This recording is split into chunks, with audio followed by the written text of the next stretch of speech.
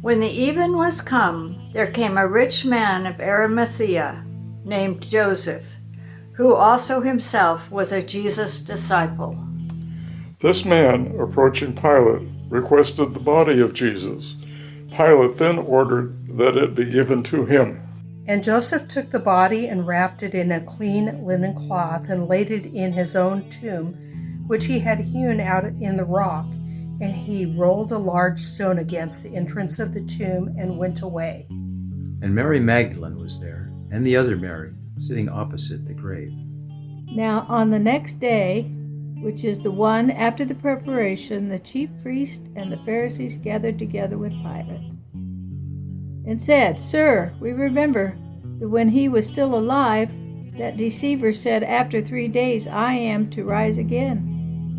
Therefore give orders for the grave to be made secure until the 3rd day, lest the disciples come and steal him away, and say to the people, He has risen from the dead.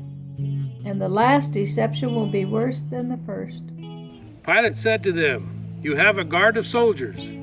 Go make it as secure as you can. So they went and made the tomb secure by sealing the stone and setting a guard. After the Sabbath at dawn on the 1st day of the week, Mary Magdalene and the other Mary went to look at the tomb. There was a violent earthquake, for an angel of the Lord came down from heaven, and going to the tomb, rolled back the stone and sat on it. His face shone like lightning, and his clothing was as white as snow.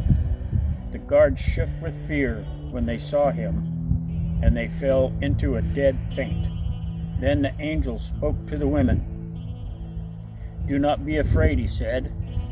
I know you are looking for Jesus who was crucified. He isn't here. He is risen from the dead, just as he said would happen.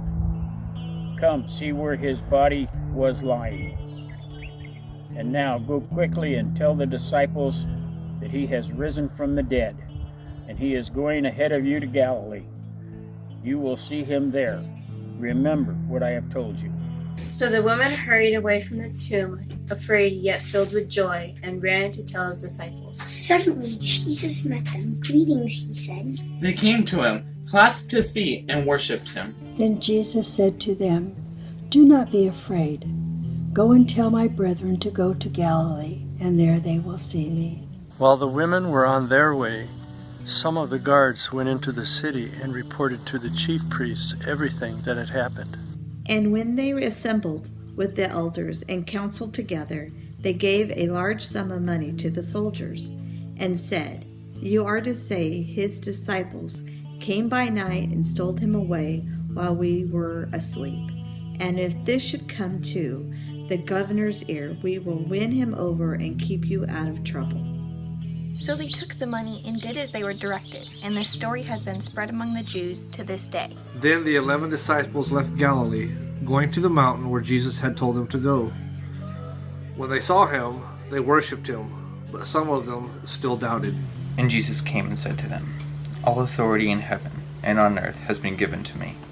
Go therefore and make disciples of all nations, baptizing them in the name of the Father, and of the Son, and of the Holy Spirit, teaching them to observe all that I have commanded you. And behold, I am with you always, to the end of the age.